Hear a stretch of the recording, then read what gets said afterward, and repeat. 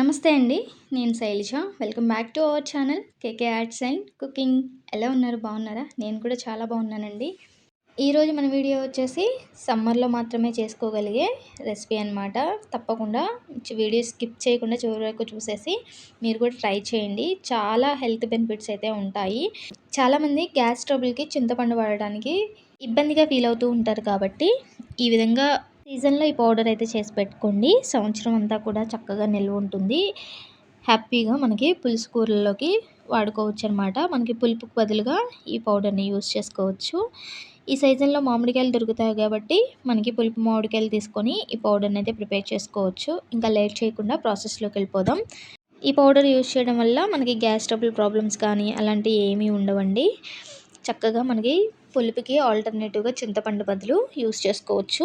దీనికోసం పులుపుగా ఉన్న మామిడికాయలను అయితే తీసుకోవాలి. చూసారు కదా, నేనైతే ఈ తోతాపురి మామిడికాయలు తీసుకున్నాను. అలాగే రసాలు కానీ ఏదైనా సరే పులుపుగా ఉన్న మామిడికాయలు అయితే తీసుకోవచ్చండి. ఇలా మామిడికాయలకి తొడిమి తీసేసుకొని పొట్టంతా ఇలా పీల్ చేసేసుకోవాలి. మనకి పొట్టుతో అవసరం లేదండి. ఇలా పొట్టంతా పీల్ చేసేసుకొని మామిడికాయలని శుభ్రంగా ఒకసారి వాటర్లో వేసుకొని కడిగేసుకోవాలి. ఎందుకంటే సొన ఉంటుంది కాబట్టి సొన ఫ్లేవర్ అనేది లేకుండా ఉంటుంది. మీరు ఎంత క్వాంటిటీ చేయాలి అనుకున్నా కానీ ఇదే ప్రాసెస్ అయితే ఫాలో అవ్వండి. చాలా ఈజీగా అయితే చేసుకోవచ్చు అనమాట. ఇలా మొత్తం తొక్కంతా తీసేసుకొని ఒకసారి నీళ్ళలో నుంచి తీసేసి ఒక క్లాత్ తీసుకొని నీళ్ళేమీ లేకుండా తుడిచేసుకోవాలి.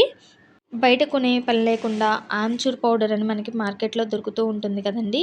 అది మనం ఇంట్లోనే ఈజీగా ఈ విధంగా ప్రిపేర్ చేసుకోవచ్చు. చూసారు కదా, నీళ్ళేమీ లేకుండా క్లాత్ తీసేసుకొని శుభ్రంగా తుడిచేసుకున్నాను. ఇప్పుడు మనం ఈ మామిడికాయల్ని చిన్న చిన్న ముక్కలుగా కట్ చేసుకొని మనం పీల్ ఆఫ్ చేసుకోవాలి. నేను మీకు 2 విధాలుగా చూపిస్తున్నానండి. ఇలా ముక్కలుగా కట్ చేసుకొని గ్రేటర్తో గ్రేట్ చేసేసుకోండి. చాలా పలుచగా అయితే మనం గ్రేట్ చేసేసుకోవాలి. మనకి ఎందుకంటే ఆరడానికి చాలా తక్కువ టైంలో అయితే ఆరిపోతాయి అన్నమాట మనం పలుచగా గ్రేట్ చేసుకుంటే. అదే మందంగా గ్రేట్ చేసుకున్నామంటే కొంచెం టైం పడుతుంది. చూసారు కదా, ఈ విధంగా చాలా పలుచని పొరల్లాగా అయితే మనం గ్రేట్ చేసేసుకోవాలి.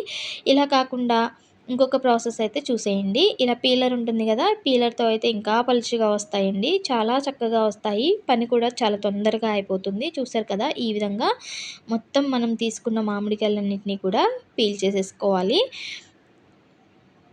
టెంక ఉన్న మామిడికాయలు తీసుకున్నాం కాబట్టి టెంక వరకు మొత్తం కూడా ఇదే విధంగా ఈ ప్రాసెస్ని చేసుకుంటే చాలా ఈజీగా అయిపోతుంది.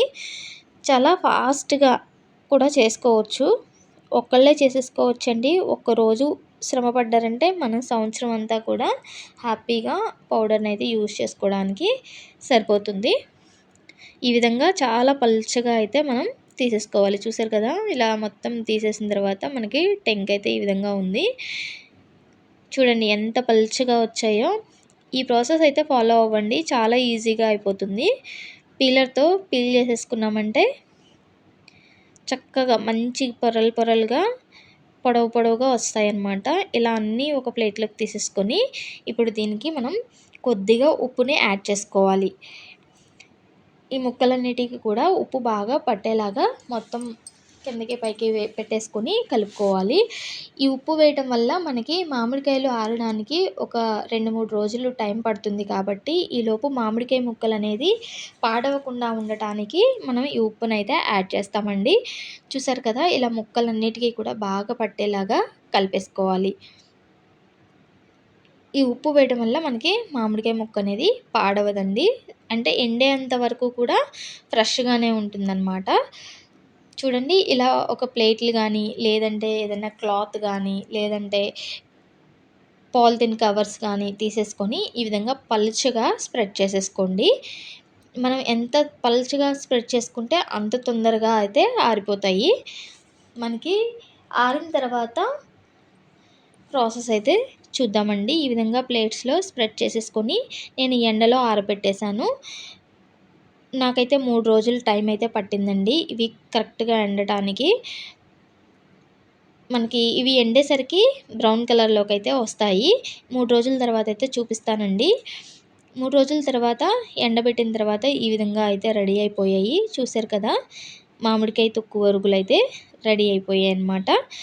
ఇవి ఎంత ఎండినా కానీ మెత్తగానే అనిపిస్తాయండి, క్రిస్పీగా అయితే అవ్వవు. మనం ఈ విధంగా ఉన్నప్పుడు పౌడర్ చేసుకోవాలి అంటే కొద్దిగా మనకి పౌడర్ రూపంలో రాదు కదా! అయితే దీన్ని చిన్న ప్రాసెస్ చేసుకోవాలి. స్టవ్ మీద కళాయి పెట్టేసుకొని కొద్దిగా వేసుకొని వేడి చేసుకోవాలి. అంటే వేడంటే ఒక 2 నిమిషాలు ఫ్రై చేసుకున్నట్టు చేసుకోవాలన్నమాట. ఫ్లేమ్‌ని లోలో పెట్టేసుకొని చేసుకోండి. మళ్ళీ తొందరగానే వేగినట్టు అయిపోతాయండి. ఎక్కువ టైం అయితే పట్టదు. ఒక 2-3 నిమిషాలు టైం అయితే పడుతుంది.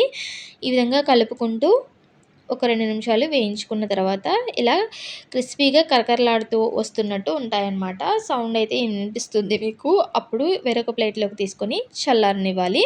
ఇదే ప్రాసెస్‌లో మనం తీసుకున్న క్వాంటిటీ అన్నిటిని కూడా వేయించి పక్కన పెట్టేసుకోవాలి. చూడండి, ఇలా ఇప్పుడు మనం చేత్తో నలిపామంటే క్రిస్పీగా తయారయ్యి విరిగినట్టు అయిపోతాయన్నమాట. ఇప్పుడు ఒక మిక్సీ జార్ తీసుకొని మనం వేయించుకున్న ఈ మామిడికాయ ఒరుగుల్ని మిక్సీ జార్‌లో వేసుకొని గ్రైండ్ చేసుకోవాలి. మనకి మంచి ఫైన్ పౌడర్ లాగా గ్రైండ్ చేసేసుకోవాలి. చూసారు కదా! మనం పంచదారని గ్రైండ్ చేసినప్పుడు పౌడర్ లాగా పైకి తేలుతుంది కదా! ఈ పౌడర్ కూడా అంతేనండి. మనం మిక్సీ జారు ఆపేసిన తర్వాత ఒక 2 నిమిషాల పాటు మూత తీయకుండా ఉండండి. అప్పుడు సెట్ అయిపోతుంది. చూసారు కదా! ఈ విధంగా మెత్తగా గ్రైండ్ చేసేసుకోవాలి. దీన్ని ఎటువంటి జల్లెడ పట్టుకోవాల్సిన అవసరం లేదండి. మంచిగా ఫైన్ పౌడర్ లాగానే వచ్చేస్తుంది. ఇదే విధంగా మొత్తం మామిడికాయ ఒరుగులన్నింటినీ కూడా గ్రైండ్ చేసేసుకున్నాను. చూడండి, ఈ విధంగా మెత్తగా పౌడర్ లాగా అయితే వచ్చేసింది కదా! ఈ పౌడర్‌ని చక్కగా ఎయిర్‌టైట్ బాక్స్‌లో పెట్టేసుకొని సంవత్సరం పాటైనా నిల్వుంటుందండి. మనం పౌడర్ అయిపోయేంత వరకు కూడా మనకి పౌడర్ పాడవటం అనేది ఉండదు. ఏదైనా ఎయిర్‌టైట్ బాక్స్‌లో గానీ, లేదంటే గాజు జార్‌లో గానీ పెట్టేసుకొని స్టోర్ చేసేసుకోండి.